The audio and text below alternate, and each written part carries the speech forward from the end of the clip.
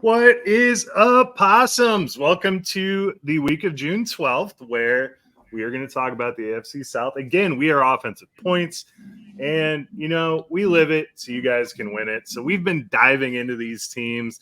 We got little nuggets here and there of some players we like, some overall thoughts about their schedule. Josh is back this week from the moon. I don't know. Did you guys know that possums actually live on the moon? And Josh was investigating. We are going all in for you guys so you can win the championship. Josh, Billy, what's up? I heard reports of possums on the moon, and I had to go immediately. Only took 2 weeks, which is quite surprising. I don't know what those astronauts are doing. They really try to take their time. But no, glad to be back. Missed a couple weeks, obviously, and that's dad life for you. So, we'll have those situations arise. But at the moment, we are here now, and that's what matters. So, we get the three of us. I feel like the three of our voices together create the most annoying pitch of fantasy football, but here we are, and that's what matters.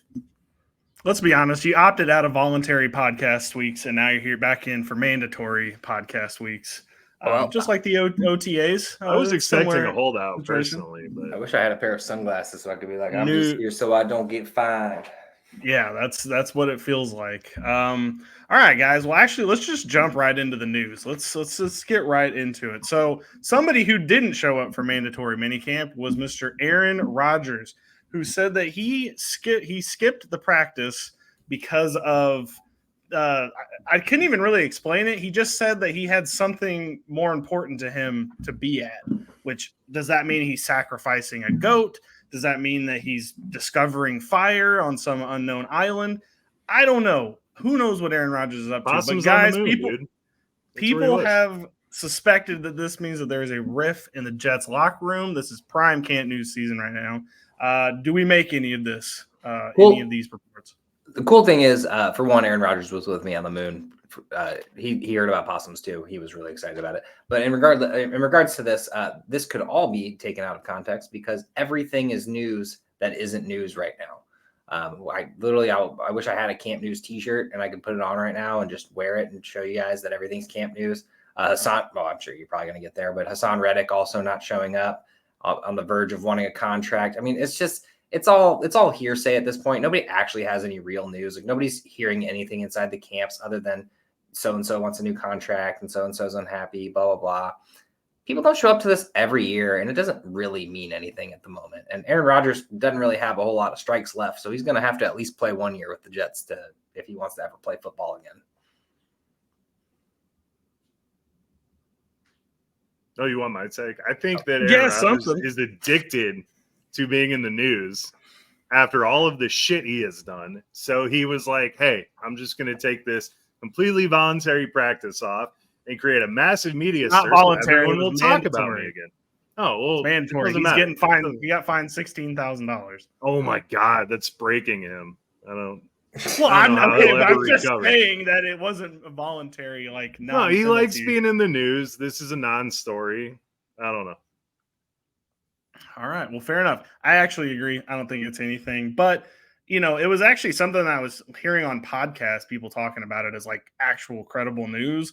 And I'm like, yeah. The only weird part is that he's not holding out for a contract. He's just doing it to goof off. But that's not even really newsworthy. That's just a guy goofing off. All right. Well, Josh, if training camp in August comes around and stuff like this is still happening, then yeah, we worry about it. But right now, don't worry about it. Fair enough. All right. On to number 2. Joe Burrow gave an interview to reporters this week saying that he thought about his mortality as a quarterback after another season-ending injury. Now, there's been a conspiracy theory going on that Joe Burrow is never going to be the same after this wrist injury. Obviously, we still don't have that confirmed at all. He still looks fine in camp. But is the next injury that takes out Joe Burrow, could that potentially be it for him? Okay, first things first, mortality is a real harsh word for this. I understand he's talking about mortality as a quarterback. I know. I understand. It's just such the verbiage. Like, he's got a great PR agent. Good for him. But in reality, though, the next injury for anyone could be the last injury for someone. We don't know what's to come from Nick Chubb's injury last year. He's trying really hard to get back, obviously. But, at the moment, like, any injury for anyone could be. Alex Smith's could have been, and he came back and played. And I mean, injuries happen, and they're terrifying in general. And I don't really see this one might have been at this point. We don't know what his throwing motion looks like. So I mean, they're really to me, yeah, the next injury, sure, you can say that. I mean, he's obviously had a pretty banged up career, but I don't think he's done yet. I mean, I don't know. Once again, we're grasping for straws in this camp news era, but I will say these obviously are newsworthy reports. Okay. Yeah. No, I think that the fact that it was the elbow, wrist, forearm mechanism what was injured, it's a really tricky spot, especially with all the bones and everything going on the wrist and everything going on in your elbow. So yeah, he should totally think about his mortality as a quarterback, because that's really easy to screw up. Hopefully it healed correctly. All the news says it is, but one wrong hits a wrist on a helmet, it could all be the same shit again. So yeah, he should be concerned a little bit. Okay. I don't know. I'm starting to slowly buy into the potential that Joe Burrow might not be the same this year. I'm going to be staying away from Joe Burrow this whole season. So I will not have him on any teams. I don't want to take the risk where I don't have to. Could be completely wrong, but I got Joe Burrow as the QB 7 last year in a startup or in a dynasty, and not dynasty, Jesus Christ, redraft. I'm getting there. But I think that's where he goes again because of this. And I think I am taking him. I'm not worried about it because he's still the logic of it. It's the same concept of people drafting JJ McCarthy to be on their redraft teams, which someone will. It'll be probably more of a backup role, but he's going to be having Justin Jefferson Addison to throw to. And we got Chase and at the moment Higgins to be throwing to. So, I mean, it's just, you can't not draft Joe Burrow. You just don't reach on him. You know what I mean? If you get him in the 6th, 7th round after you've filled out your, spots. I don't know. I never say I'm staying away from someone except for at their current ADP. I could actually add that part in there. Fair enough. All right. On Great to the last thing. I'm back. Thanks, strong Joe. analysis, Josh. All right. Well, speaking of strong analysis, we are going to bring up an old friend, Arthur Smith, who's now on the Pittsburgh Steelers. Here is him answering a question from a reporter. I hope the audio is good. It was kind of quiet when I played it for me and Josh, but hopefully it sounds a little bit better on the actual pod. So here we go. Second receiver, number 2 receiver beside George. What do you like about the options on this roster, and do you have a legitimate number 2 on this roster? Again, it's all subjective, and things happen coming during the season. Again, I'm thankful right now. I get to go back and just coach the players. Thankful, grateful for my previous stop, but now I just dive in and. And you may have conversations, but that ultimately not my responsibility. And things happen, guys get injured first play of the game, and you have to have contingency plans, and that's our job. I mean, the ball's going to kick off every Sunday or now Wednesday at 1 o'clock on Christmas or whenever they tell us to play, but you better have depth, and you're always working contingency and looking for improvement. And so you deal with whatever circumstances thrown your way. I don't get too caught up in labeling guys, especially this time of year. So short answer, no. There's no wide receiver 2 on the team. How do you just come out and say there's no one worth a damn on this team other than Pickens? It's just classic Arthur Smith. What? He didn't say anything. B, he's clearly pissed about having to kick off on Christmas. Saw him add that little jab in there for no reason. And then B, why don't you just talk about up somebody on the team? At this point, I'm thinking it's going to be Cordell Patterson or some shit that's going to come out as that wide receiver 2, because this guy is so non-committal to just saying a name. God, just say something, Arthur, please. Don't let us think that this offense is going to be a disaster like the Falcons last season. He just can't help himself. I mean, Calvin Austin could do something. They've got to do something at this wide receiver 2 position, especially with what they have at quarterback, because it ain't shit. Otherwise, we're just riding Najee into a 500 carry season. I'm a little worried about Najee even just because he can't commit to a running back. But honestly, you couldn't hype up the 3rd round pick Roman Wilson that you just drafted. You couldn't hype up, I don't know, someone who's been flashing in camp. You could hype up Denzel Mims. Allen Robinson, isn't he on this team? I don't know if he's on the team anymore. He's on the Giants now, I think, isn't he? Oh, Yeah, shoot, he's gone. well. Van Jefferson. Arthur Quez Smith, Watkins came from the Eagles. They got literally like the most bare bones roster. I will say, like, there's no like number 2 is Roman Wilson if you have to put it there, but they got Denzel Mims, Marcus Callaway, Calvin Austin, Scotty Miller, Des Fitzpatrick, Quez Watkins, all Jesus. pretty much couldn't make it on their respective rosters. But Scotty Miller, to be fair, like got buried this whole career. I mean, there's a chance that could be a guy who could be something like. Billy, are you going to buy back into Des Fitzpatrick here? I mean, had Arthur Smith said his name, I probably would have. I would be back on the Des Fitzpatrick hype train, but he wouldn't give me a name, Joe. I'm just as clueless as him. It's not he even. Probably doesn't know their names. That's probably honestly, like stands out there all day and is like number 12, good shit, man. You know, like he doesn't know their names. No, all you had to do is say we have seen some really good talent from some players. You know what I mean? You don't even have to say like a name. You don't have to be like Roman Wilson's really tearing it up. You can just be like, we've seen some really good talent from our first team and second team hands teams, and we're really looking forward to seeing what we got here. Then done, and that was it. That's all you had to say. When your dad owns FedEx, do you even have to know people's names ever? I mean, clearly not. He calls people Guy. Hey, Guy. Well, let's say that a lot. I'm really bad at remembering names. Same. Let's get Steelers quarterback Russell Wilson's take on this. Be careful, though. It's spicy. I mean, it wasn't that spicy of a take, Russell. Thank you for chiming in, but it really wasn't that spicy. That was a nothing answer from Arthur Smith. Not spicy at all. All right, let's get on to what we're here to do today. We are here to talk about the AFC South. A lot of good teams. I'm glad that we finally are in a division where we're not talking about – well, Josh has missed all of them that we talked so far, but we've all gone through teams that could possibly be the worst in the NFL. I don't think any of these teams are going to be the worst in the NFL, and I don't think they're even going to be fighting for that. But let's get to the worst team supposedly in this division, and that's Josh with the Titans. So wow, they're going to do my Titans like that? That, according to Vegas, Titans are going to be the worst. So, Josh, kick us off. All right. Well, let's get right into it. I just want to say that I have never seen a team that is so hard to buy in Dynasty and so easy to buy in redraft. And this is that team, the Tennessee Titans. I think everyone just kind of sees all the talent that they're adding in here, and they're just sitting there like, wow, this could work. And I don't want to give up the piece that I have. I have Will Levis. I'm not giving him up. Anyway, obviously we know Will Levis had the one big game and then some okay games afterwards. The one big game went to basically all Hopkins, but finishing his rookie year at a respectable, QB 33, which is, for only playing half a year. I mean, it's pretty respectable. All one game once again. I think this is probably the most interesting person because he's not being drafted in redraft, right? Or at least not being thought about highly.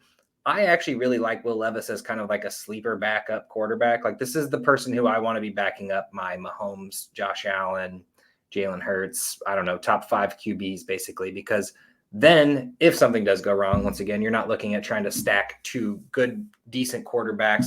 I always say Stafford because he's always been my number 2 in every league that I've had. So Will Levis, I'm definitely targeting, not heavily, but I want him in Dynasty. I just want to be honest. Like 1 year in, we have no idea what this guy's all about. And if he's for real, they added some stellar weapons to him. So let's just start with the running back. Obviously, Derrick Henry being shipped out. Tyjae Spears stays. And it was a pretty good rookie year for him as well, for a guy who has no knee cartilage. That's what everyone says, at least.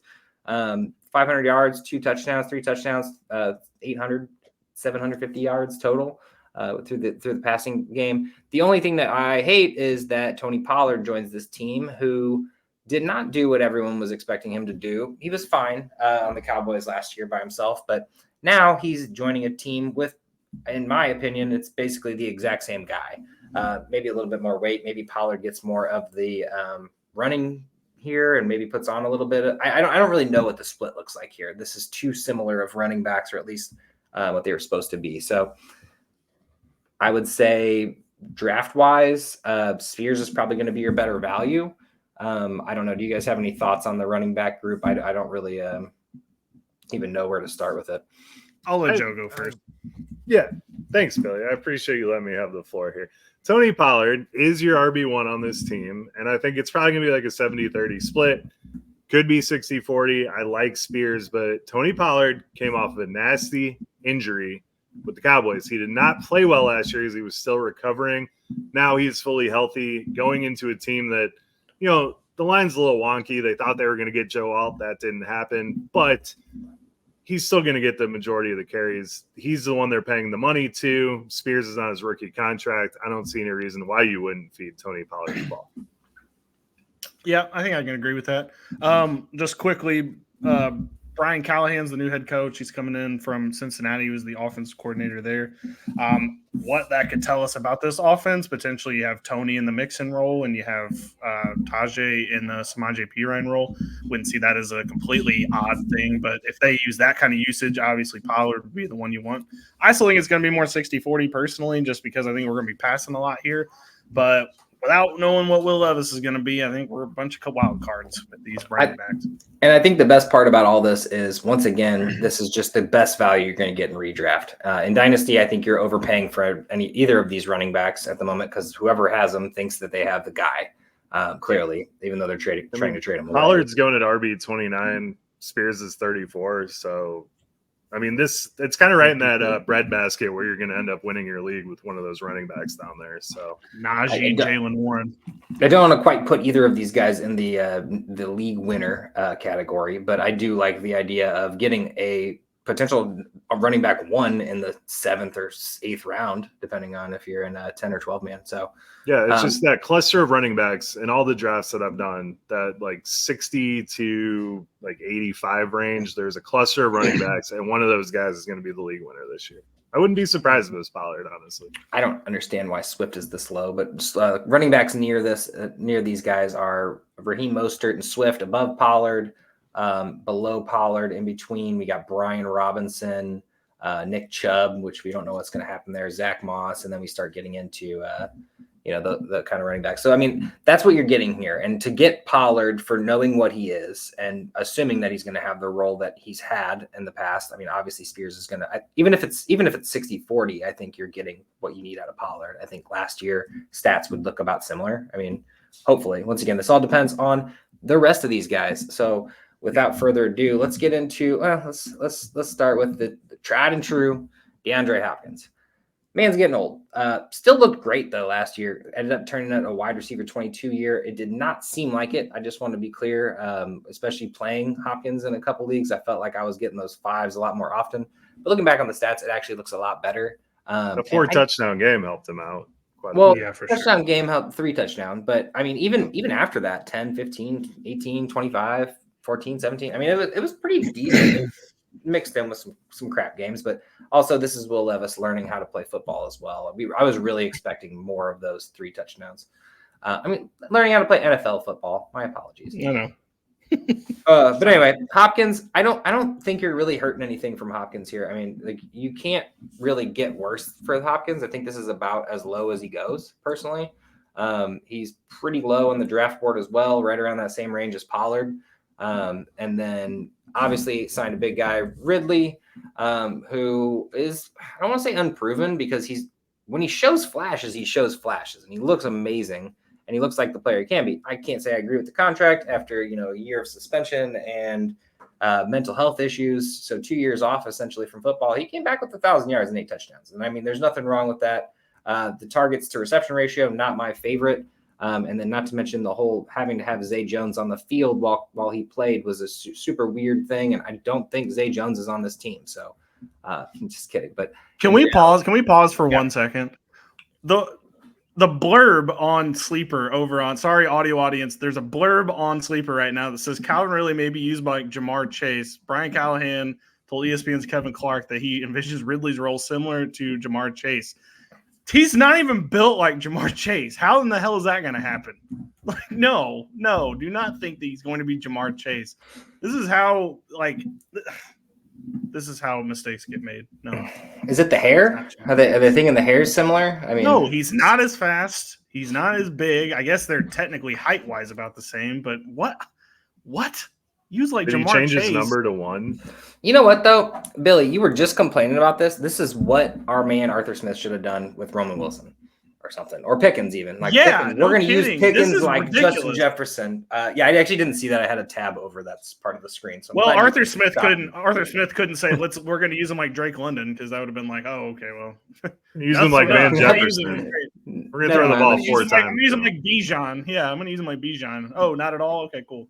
Hey, speaking of this blurb here and audio audience, I'm sorry again, but I forgot that I picked up Jacoby Brissett in the league. What does Jacoby Brissett have to do with this blurb? He's over. It says claimed off of waivers. Jacoby Brissett. I forgot. You literally you're talking about this. Just let Joe do his thing. Oh my God! All right, sorry, Josh. Over there. All right, yeah, sorry, audio listeners. Sorry, That was Josh. good, actually. At least Billy had something to offer. Anyway, let's finish up these wide receivers real quick. So the third wide receiver, we're just going to skip right ahead to Treylon Burks, who should be the wide receiver 1 on this team because that's what they traded A.J. Brown to be, but he's not. 600 yards in 2 years is not looking like the trade that they were expecting. Obviously, doubling down on these new wide receivers coming in. I think that it's safe to say this has nothing to do with the redraft audience. You're not drafting Treylon Burks unless you are in a super deep league 18 team or something. Well, look at the blurb for him. What is Brian Callahan doing? This is okay, let's stop talking about the insane. blurbs. It says Treylon Burks to be contributor in special teams. So essentially exactly what I'm saying, Treylon Burks, not relevant. Dynasty, unfortunately, insane. you can't really do anything about it. You kind of have to keep him. But I honestly think this is one of the best pickups that they made in the offseason. Tyler Boyd, 1-year deal. I think people forget how young Tyler Boyd is. I feel like just because Jamar Chase and Higgins are so young, everyone forgets what Tyler Boyd is. And what he is a very consistent wide receiver, and is exactly what Will Levis needs on this team. So it's going to be Boyd, Ridley, and Hopkins running out there, which sounds like my fantasy football team last year. So I'm not really upset about this, but I don't know how the targets are going to split up. I don't know who's going to be the number 1.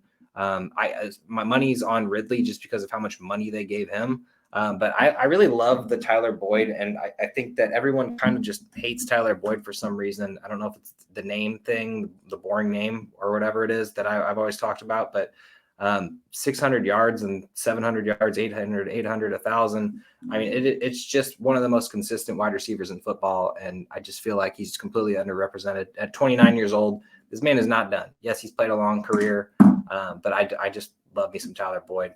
Ridley, I feel like I could get behind, but I probably am not paying the price tag here.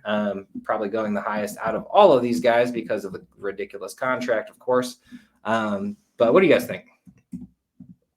I think you hit the nail. I love Tyler Boyd right now. He's wide receiver 86. He's a steal. I mean, we know Levis. I mean, we saw him try to sling the ball a little bit last year, but he needs that middle of the field kind of safety outlet that he can get to. So I think Tyler Boyd fills that role nicely.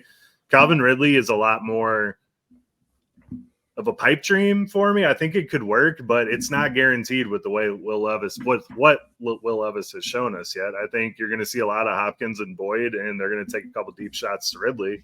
And I think that's the majority of this offense. I guess that's what they mean by they're going to use him like Chase. So they're going to take deep so. shots to him. I already interrupted too much, but I will say Tyler Boyd reuniting with Brian Callahan, at least he knows the offense already. So there's not, he's going to be a little bit more familiar. Definitely maybe a DraftKings play week 1, just saying.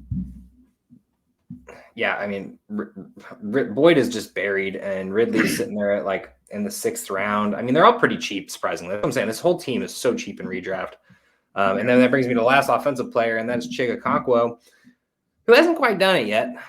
He's had actually pretty decent years, though. I think the touchdowns is what's killed him. And without Derrick Henry, I really envision this touchdown being boosted up because not Spears or Pollard are going to be pounded in from the 1-yard line. And I don't think they're going to have Will Levis run it in with like Jalen Hurts. So I have a feeling, obviously, Hopkins will get some.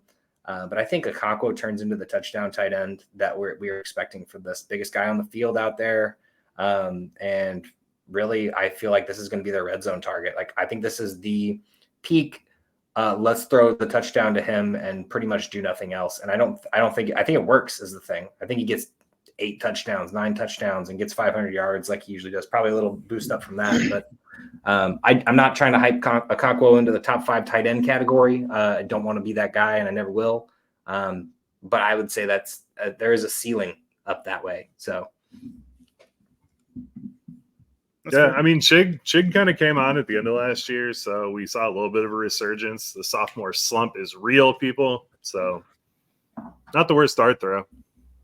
Yeah. No, I mean, his slump wasn't even that bad. He ended up with a 500-yard season in his sophomore year. So, and then I don't know if we're doing this, but I'm going to do it anyway. Touching on this defense, the defensive line is great. Probably not going to be the fantasy relevant defensive line that you're looking for. Adding Devondre Sweat in the offseason was phenomenal. They really didn't add a whole lot other than to offensive line for offense. That's why I didn't really note any rookies here. But I would say that they did add Cedric Gray. I think he's going to have pretty much an immediate start here. We got Gibbons and Murray in the middle, and I don't think Gibbons has a secure lock on this job by any means, and I don't think Murray does either. So I think Cedric Gray sees the field faster than we think, really. And safety-wise, I don't really – Elijah Molden and Amani Hooker, I mean, those are the fantasy-relevant guys at least. I mean, Snead, probably your biggest defensive back just because of what he's done at NKC. So just kind of low-key like this defense, though, not as a fantasy relevant individuals, but as a team defense, if you are in those leagues still for whatever reason, I think this might be one of those ones that actually turns out okay, and you're not picking them in the 9th round to fill out your team like everybody else does with team defenses. True. All right. The over-under for the Titans is 6.5. All right. They got the Bears, the Jets, the Packers, the Dolphins.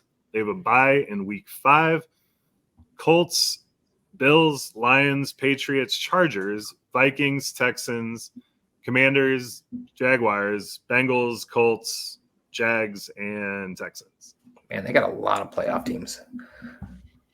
I think it's possible on the over.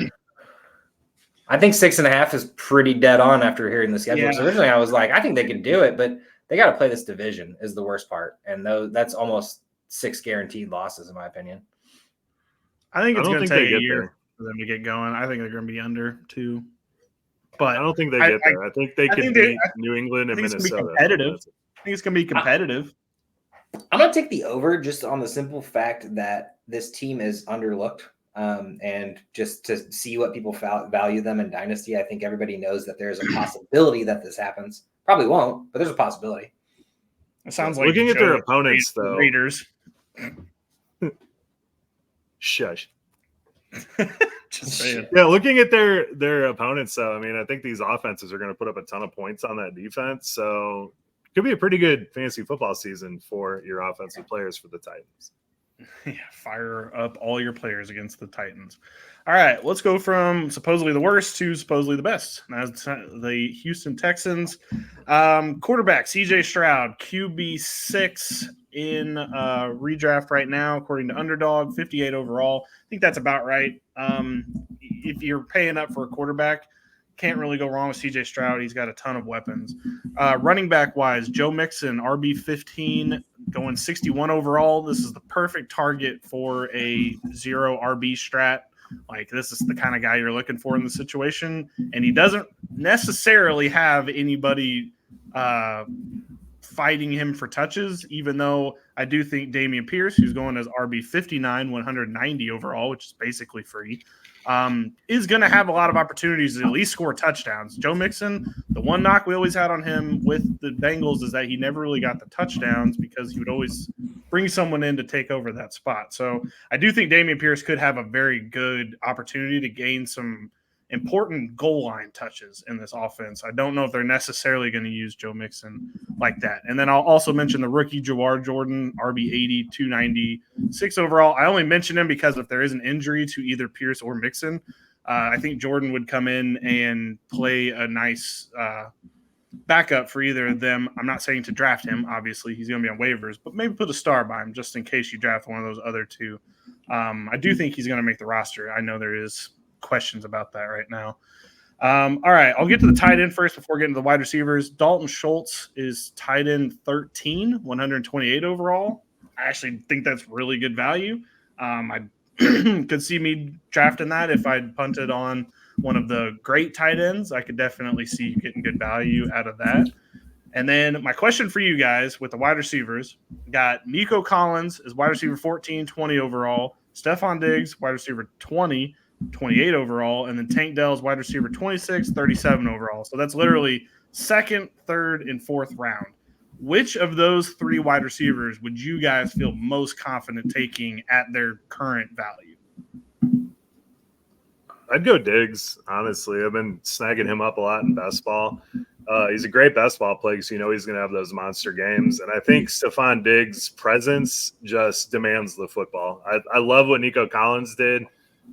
Where he's going right now is just a little pricey for me, and I am just not in on Tank Dell this year. So, yeah, I think Tank Dell takes the biggest hit here. I don't think Nico Collins' workload changes at all. I 100% think that basically essentially same exact numbers. I mean, he got 1,300 yards on 80 catches. I mean, it wasn't the amount of targets was the reason he did what he did. He did what he did because he's good. Tank Dell, I feel like the targets did help him a lot. Obviously only 50 because he didn't play half the season at the end there, but still impressive. But I think Diggs, like Joe said, I hate it for this. I honestly hated it for Nico and Dell because it was such a good team ahead of time. But obviously this is about a team game and it's not about individuals. So it makes sense why they got Diggs. But I'm in on Nico all day. I just don't see it stopping. And Diggs is on the back end of his career. I'm not buying into that and buying into him not being a crybaby. So what I don't love about this is like everybody in the fantasy community except for the like haters, but like most people are like really in on this team right now.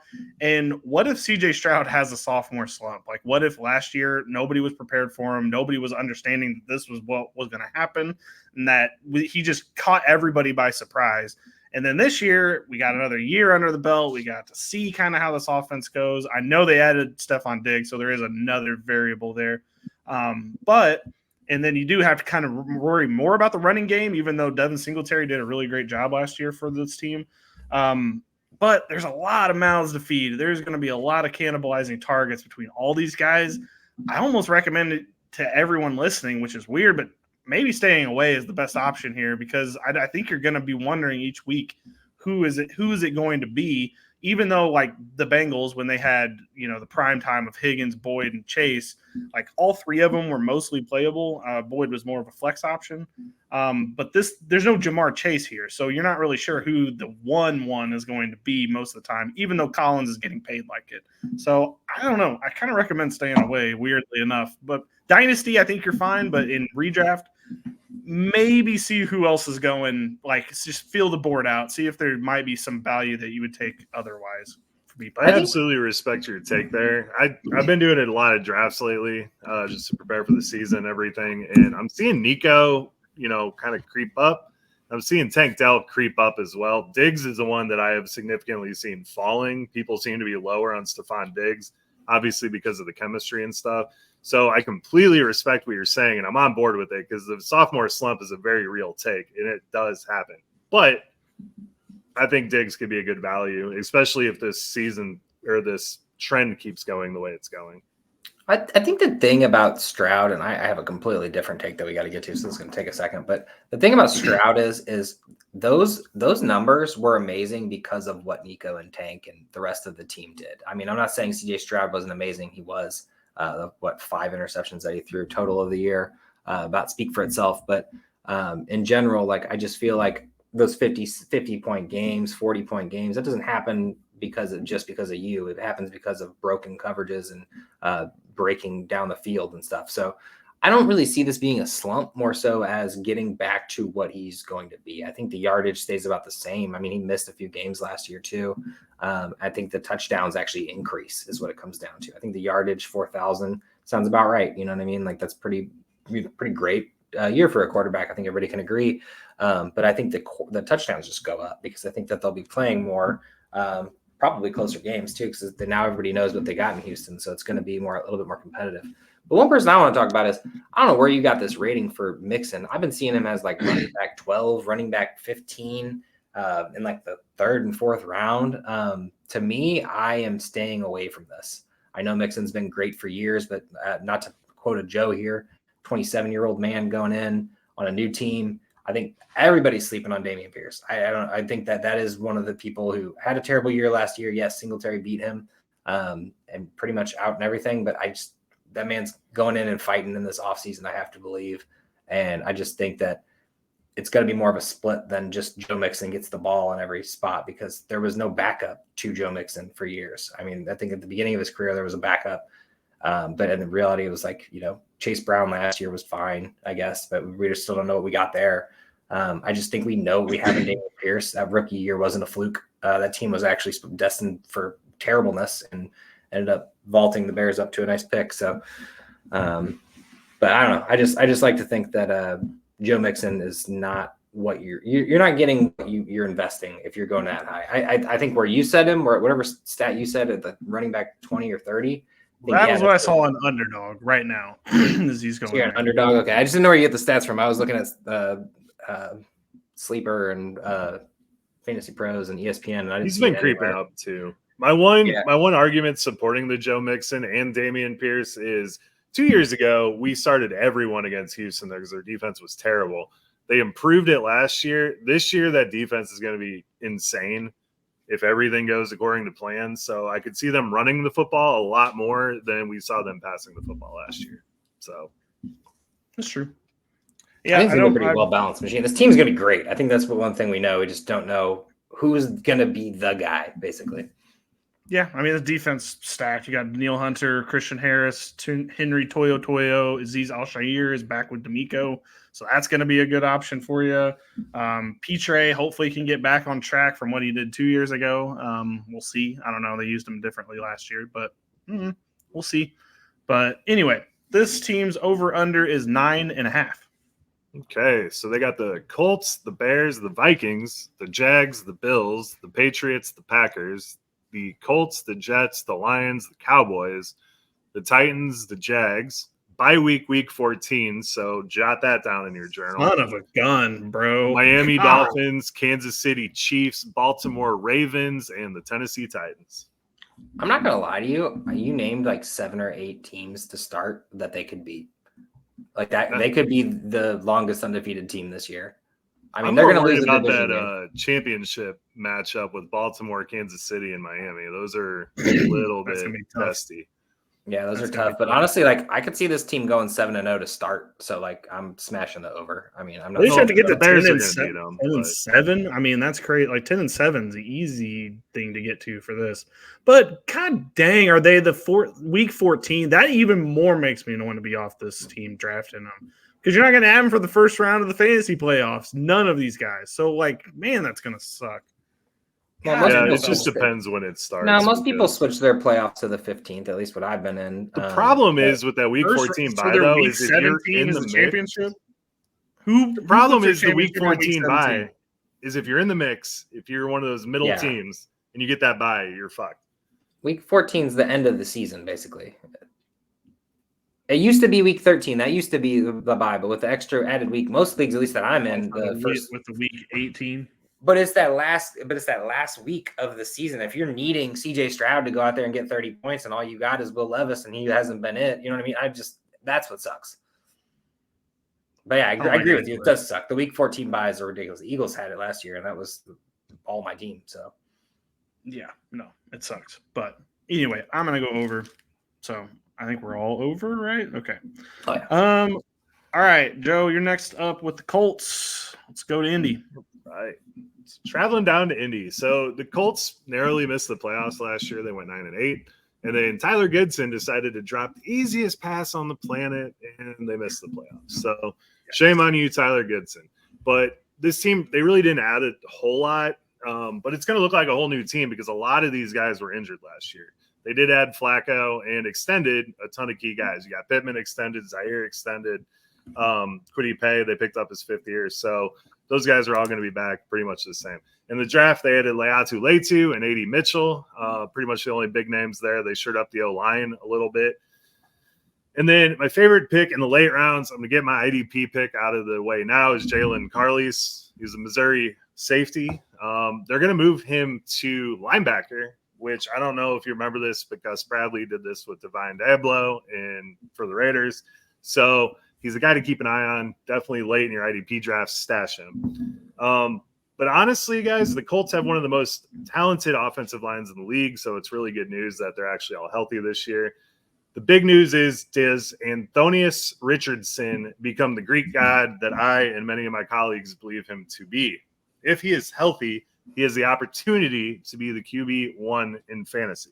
In the 2 games, very small sample size. In the 2 games that he played 35% of the snaps, he averaged 26 points per game, which is actually 2 more than Josh Allen did for the full season. So it's a small sample size, but we can kind of see a little glimmer of what could happen if this dude plays a full season.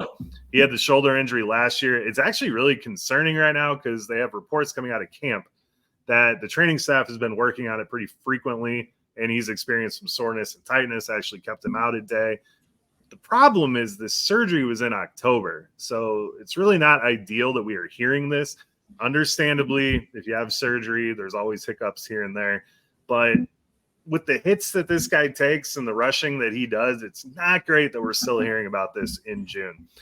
The other thing with Anthony Richardson right now is his price. He's going as QB5, 57 overall. I absolutely love it, the player here, but it's a huge gamble in redraft. If you're going to take him as your QB1, you better be reaching for a Jordan Love or something just to make sure that you have a proper quarterback to get you through the season if Anthony Richardson does not shake out the way we think he will. We go to Jonathan Taylor. Last year was really weird for Jonathan Taylor. We had the holdout, we had the pup list, then we had the torn ligament in the thumb, and we thought we were golden once he got back from the pup list, but Zach Moss was the one in the building this whole time that Jonathan Taylor was holding out, so they rewarded him with some carries. But when he finally took over, I think it was like week 8, he averaged 21 touches before he got injured. So I think he can confidently be drafted where he's going at RB5. I think last year we just chalk it up as it was a really weird year. And then behind Jonathan Taylor, we have Sermon, who did a pretty good job holding out while Moss and Taylor were injured. Evan Hall, who tore his MCL in the season opener and had major offseason surgery. And then Tyler Goodson, who, like I said, dropped that pivotal pass. So shame on you again, Tyler Goodson. Hall and Sermon are RB 74 and 75.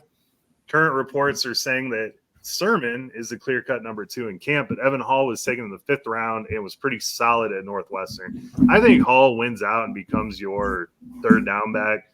I don't think he's going to eat into Jonathan Taylor a lot, but he could have some fantasy value going forward. So I think Evan Hall is a great buy low candidate right now. I'm not giving up a lot, but I would float some trades out to him. And then news side, Josh, Billy, Michael Pittman's got to be absolutely kicking himself right now for signing that extension so early. I mean, it feels so bad for this dude. I mean, this is my problem. Don't get me wrong. Like I believe Michael Pittman's one of the best receivers in the league, top 15. Easy, top 10. We'll talk about it.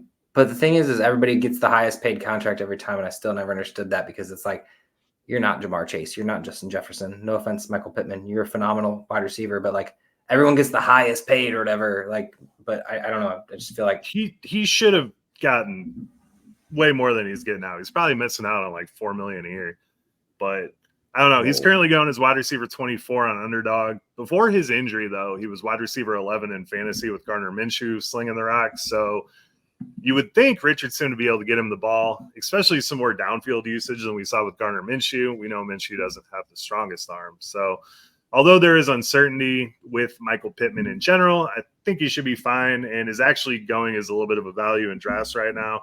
Got to watch out. He banged knees with a cornerback in camp, and he went down for a long time and it didn't look good, but they said he just bumped knees. He should be fine after that. The other wide receivers, you have Josh Downs and A.D. Mitchell. Josh Downs is wide receiver 62. I love this spot for him. The chemistry between Downs and Richardson is real. Downs is the perfect guy to target as like your 5th or 6th wide receiver. He's probably going to have some down weeks and not too many touchdowns, but honestly, he should catch about 100 balls this year. I think he's just going to be your little dump off guy and should be pretty valuable for your fantasy team. A.D. Mitchell has been absolutely showing out in camp. He's had some crazy grabs. I love the fit for him on this team, and I love the way these wide receivers all do different things. It meshes together perfectly. I think I may have been too low on A.D. Mitchell going into rookie drafts. However, I think he flashes this year. I don't think he's going to put up a monster year. But what you want to do is trade for him in November of 2024, and 2025 he's going to take off, and I think he's going to be pretty damn solid. And then for your tight ends, you got Woods, Grayson, Mallory, Ogletree, and Ali Cox. And if you read anything about any of these guys, someone's singing their praises somewhere. I think Jelani Woods is your big play guy. He's probably going to put up the most fantasy points. I don't see why they wouldn't want to get him involved. But then you got Kylan Granson, who is they had him on the field. He lined up everywhere last year. They drafted Will Mallory. Everyone loves Drew Ogletree, and then Mo Alley Cox always figures out a way to get in there. So I don't know. Take Jelani Woods late, see what happens, but definitely don't take him as your number one tight end. And then on the defense, I mean, this line's going to be fast. You got the unsung hero, Grover Stewart. You got Leatu Leatu, Kwity Paye, Deo. Forgetting the defensive tackle's name right now. It will come to me. They are fast. They're going to get off the line quickly, and they added the depth with Leatu. So last year they were top 5. They had 51 sacks. I think that these linebackers, Zaire Franklin and EJ Speed, are going to eat again this year. And we got to see who comes out in the safety. We know Julian Blackmon's going to be your strong safety. But at free safety, Nick Cross hasn't really shown much of anything. They're going to sign a safety. I wouldn't be surprised if Eddie Jackson or Justin Simmons end up on this team. By all means, they need to. But I think the Colts are going to be pretty solid this year overall. What do you guys think? Go ahead, Bill. I was just going to say, I judging by Vegas's over-under, I think it's kind of a 50-50 year because I think like us, Vegas also is like not sure what we got in Anthony Richardson. I could see the high notes of Anthony Richardson. I could see the low notes of Anthony Richardson. I will say that week 1 with Anthony Richardson, Michael Pittman looked fantastic. So if anything, that should make you feel like, okay, maybe this could be the beginning of a beautiful friendship. But yeah, I don't know what we're going to get from Anthony Richardson. So without seeing him throw a ball, I don't know. But at the same time, he's got plenty of rushing upside. So he's going to probably be in the mix. Not a lot of people talk about him though. So it's like he kind of just doesn't exist, which is kind of great for fantasy because that means you can probably snag him a little bit later than you normally would. I just want to go ahead and say that, Joe, you are way too kind to this team. I don't know where Josh Downs getting 100 targets or 100 catches is going to happen, but I think he's fine. I think A.D. Mitchell and him are going to cannibalize each other more so than anything. Michael Pittman is the true number one. He's going to get pretty much all of it. Like Billy said, Anthony Richardson seemed to love him. My biggest concern was Anthony Richardson can't throw the ball, which isn't something we know yet. But on the 2 games he did play, he did get 200 yards, which is for a mobile quarterback is amazing. So honestly, I love what Anthony Richardson can be, but that QB5 is just, it's so tough for me. And I personally just think Jonathan Taylor will be perfectly fine because there's no problem here with him. I would consider selling or moving Anthony Richardson, trying to trade him. The price tag is so high right now. And I don't it's think ridiculous it's going anywhere either. He is unattainable if you try to trade for him, but I think moving him for a solid piece and a playmaker, I would do it 100%.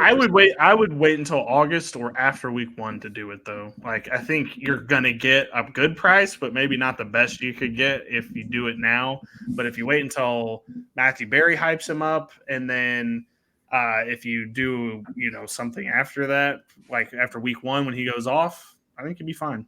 Or you could honestly just wait until week 1. Yeah. Like till he goes off and has the same thing. And I mean, I don't know whether he's injury prone or not, because we don't really know. He just got it could have been a freak injury. I mean, that just happens. So just the fact that my thing is QB5 is just too high for him. I can't personally take that price tag, but I would, if he slips and say he's not QB5 and say you get him in the 6th round. I mean, as per always for quarterbacks, they always seem to go really high, but I always want to try to get him. Whoever the last one is taken, like Joe Burrow last year was like the QB7 off the board. I'm like, oh, this is beautiful. I'll take him or whatever. But like, I'm not reaching for Richardson. Would you take Stroud or Richardson? Stroud, 100%. He's going behind Richardson right now, which is crazy. Yeah, there's no, yeah. I'd probably take Stroud. I would actually, but I would be happy to take Stroud before Richardson at that point. But I'm saying if Stroud's gone, Burrow's gone, say someone drafted Trevor Lawrence or something crazy. I don't know where exactly the rankings match up at this point, but say someone takes some ridiculous quarterback and you see Richardson sitting there and you don't have a quarterback and it's QB7 off the board and it's 7th round, you're like, yeah, I'll take him. But yeah, it's just more of like, the price tag outweighs the benefit anyway. But I There's a guarantee lot of your hype. buddy that never plays fantasy football is going to draft him, and he's going to win the league, and you're going to be like, well, chalk that one up to the game right there. Yeah. that You happens. could be man. overthinking this one. Always Yeah, overthinking. exactly. All right. Well, Josh is getting out of here, so because he's got baby duty to do. So, Joe, Colts 8.5. What do you think?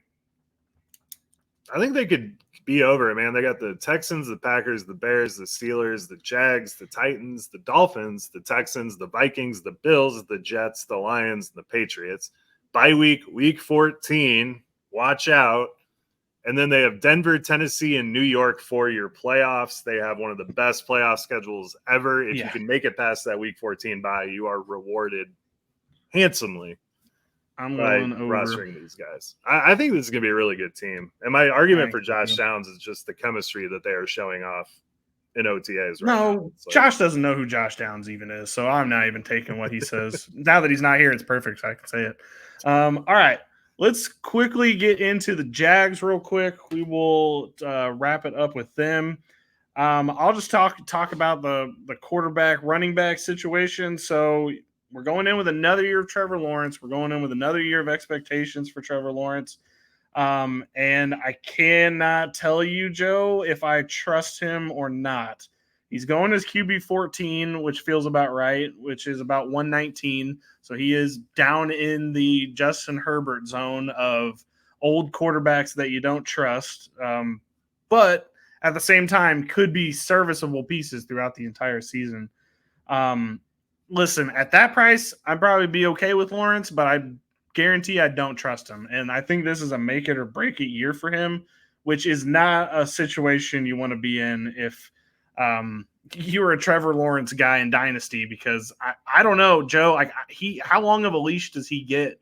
I mean, we've watched this for years now and it's not turning around. So I don't love it, but I do kind of like the back against the wall situation because sometimes you can fight your way out of that. And then I'll talk about Travis Etienne real quick, going as RB10, 41 overall.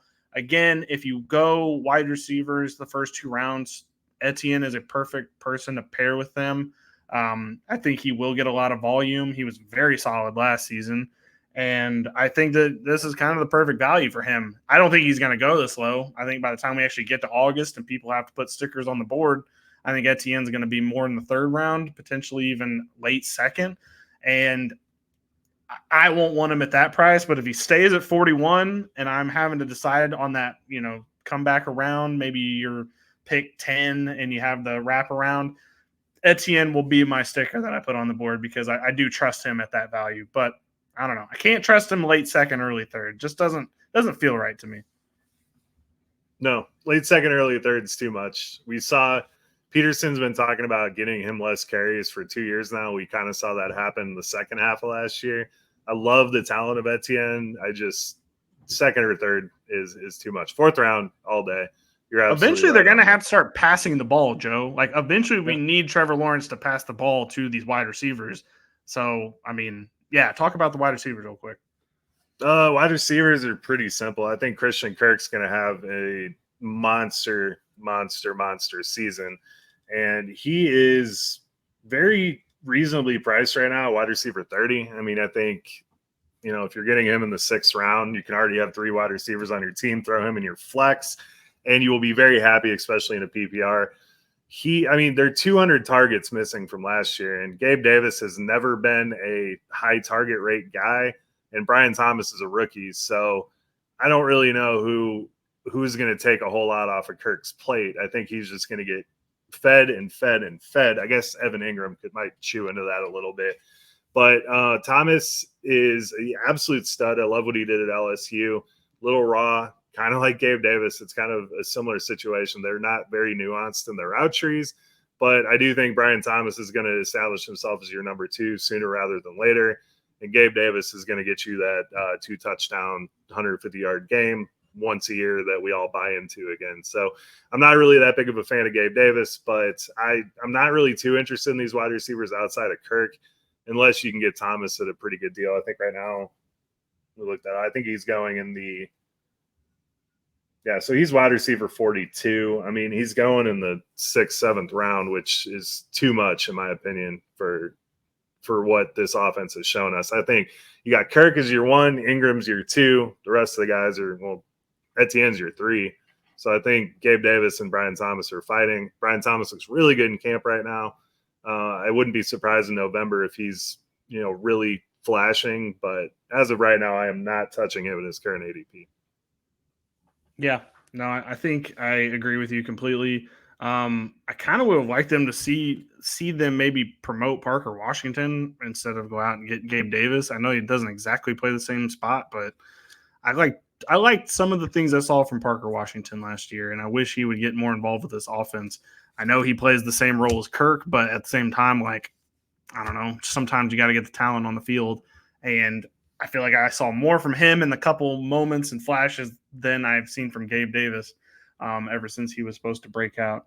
And he's a guy that's been getting hyped up a lot in the camp news. Parker Washington's kind of showing out. So I wouldn't be shocked if we see him develop more of a role. I hope so. Especially when Gabe Davis falls on his face, which we know is going to happen. Yeah, no joke about that. Did you talk about Evan Ingram? Can't remember. Sorry. No, well, Evan Ingram's a stud. Oh, okay. Yeah, he's going right at the end of the tight end ones. See, I want to touch on something here, though, because the tight ends are there's a lot of talent at tight end, but it drops off very, very, very quickly. And Evan Ingram is kind of right at the end of that with Jake Ferguson. So snag Evan Ingram. You got a solid dude. He's gonna score a ton of points this year. I think he is gonna slot into that wide receiver 2 role, even give you more than he gave you last year.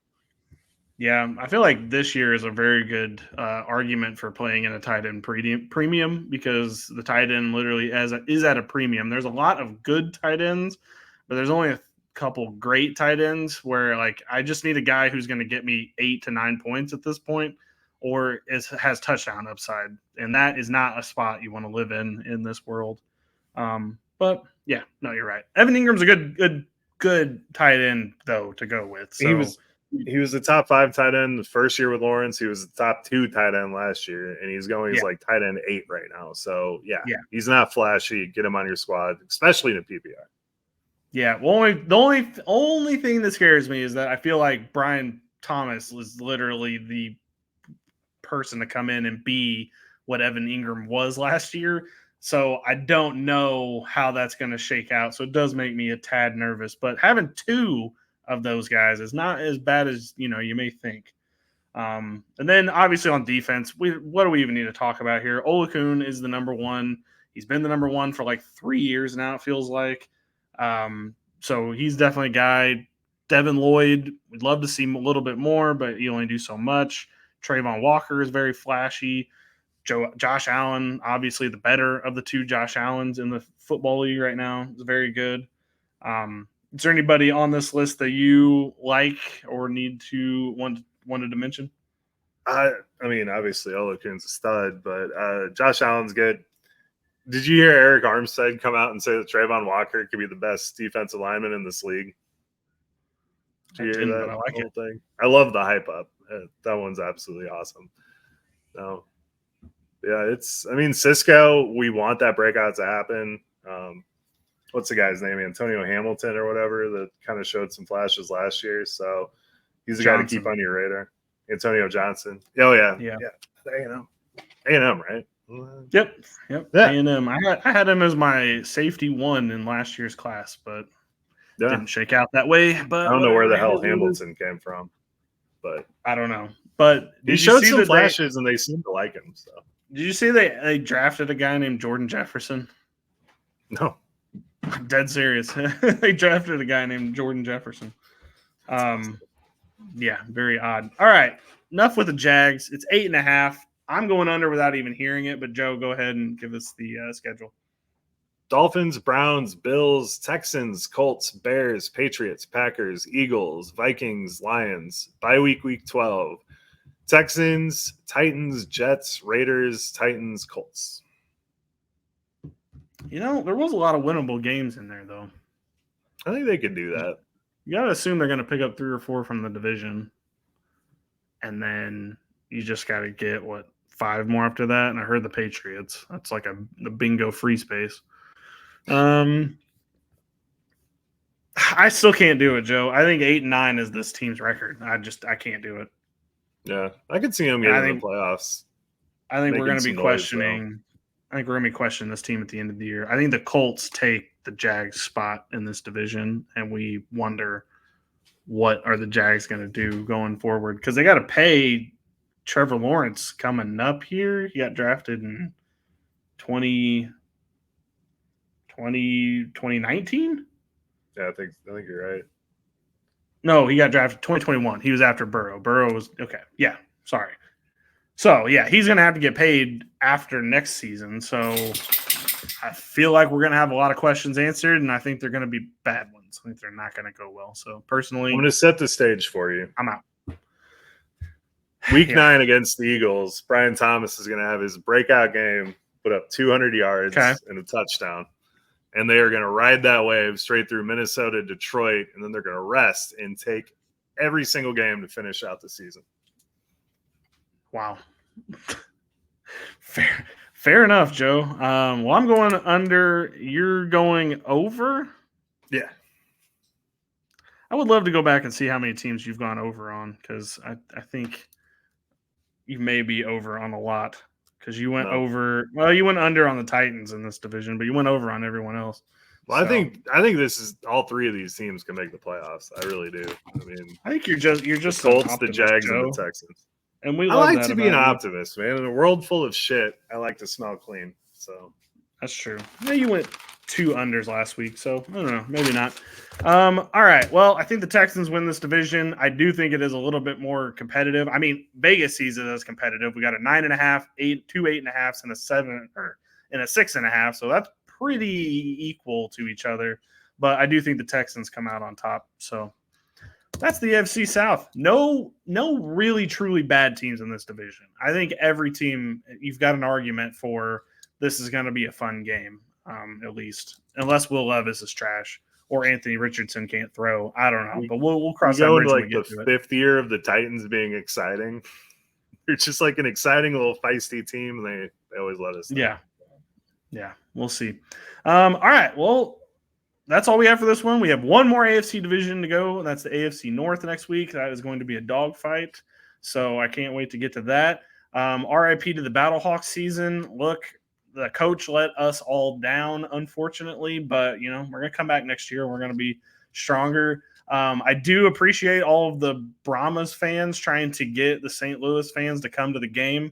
No thanks. No, we're good. We'll sit at home. That's all right. I'm sure there's some Battlehawks fans that'll go, but I think it's more sad to go. I know we want to support the league and everything, and I do appreciate that they put it in St. Louis for that, but I'm good.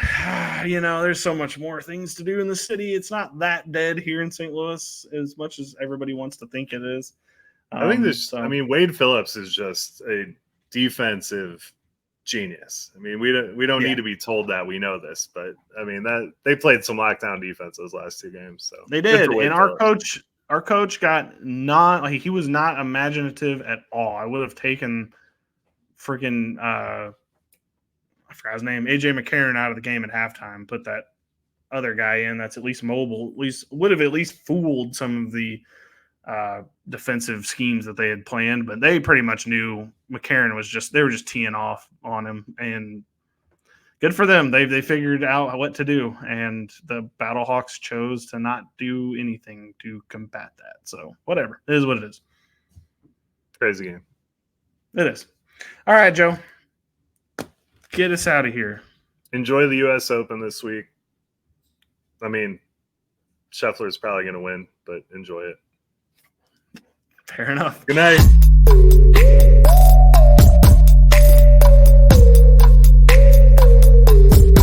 Thank you for watching the IDP Plus YouTube network. If you enjoyed this video, give it a thumbs up and don't forget to subscribe to our channel. Be sure to tap the bell icon to get notified whenever we upload new content.